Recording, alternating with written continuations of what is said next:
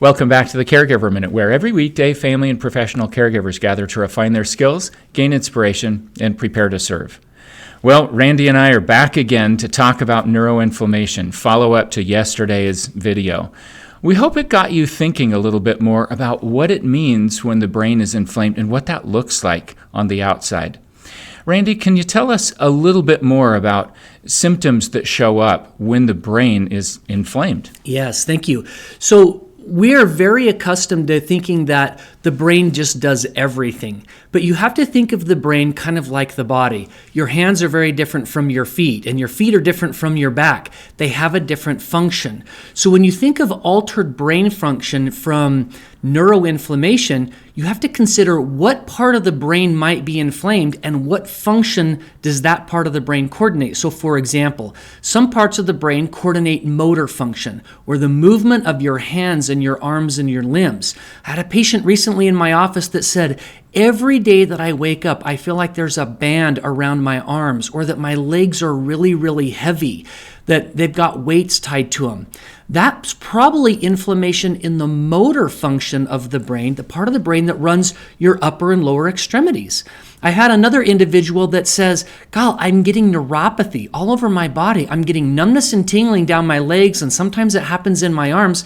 You have a part of your brain that has a sensory function, and it's sensing the environment. And when that brain gets inflamed, you start having sensory problems. Other individuals constantly complain of tinnitus in the ears, right? That ringing in the ears. What's happening? That's an inflammatory response in the temporal lobe, and it could be part of the acoustic nerve, but it could be just that temporal lobe is inflamed. And if we can figure out what's driving that inflammation, we have a fighting chance of resolving it. Yeah, that's awesome. So one of the things that I think we have to keep in mind is that there are two ways to help people heal from neuroinflammation.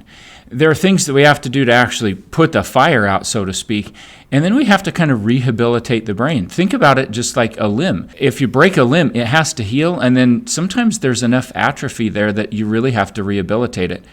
Randy, what are some things that people do? Like you talked about a diminished motor function. What could people do to calm the inflammation and then to improve their motor functioning? Yeah, you have to exercise or challenge the part of the brain that's inflamed. So the gal that I told you about the example, she felt like she had a band around her arms and that her legs were heavy. I asked her if she'd ever led music like in church. And she says, "Well, of course. Do you understand music timing like 3/4, 4/4?" And she said, "Of course." And I said, "Okay.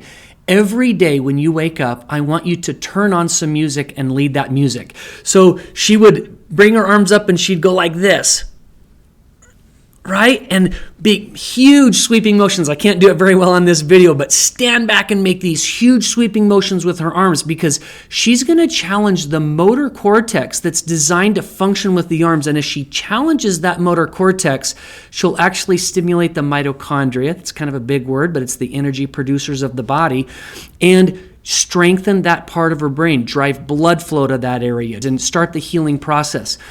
The example I always use is if you want to build your biceps, you don't run on a treadmill. You have to do curls, right? So we have a whole series of exercises that we can teach individuals after identifying the part of their brain that's inflamed. Those exercises will specifically challenge that part of the brain and help to lessen that inflammatory response.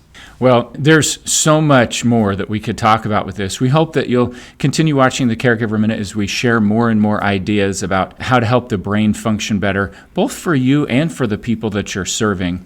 And we look forward to seeing you again soon for another episode of the Caregiver Minute.